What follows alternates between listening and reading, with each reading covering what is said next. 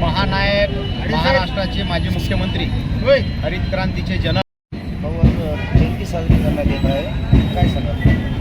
हरित क्रांतीचे महानायक वसंतरावजी नाईक यांची 112वी जयंती नांदेड शहरामध्ये नाईक साहेबाचा पुतळा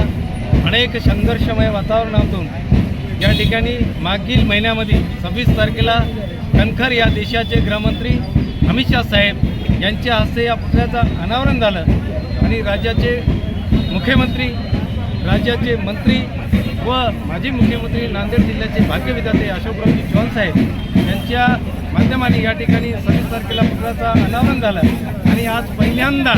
या ठिकाणी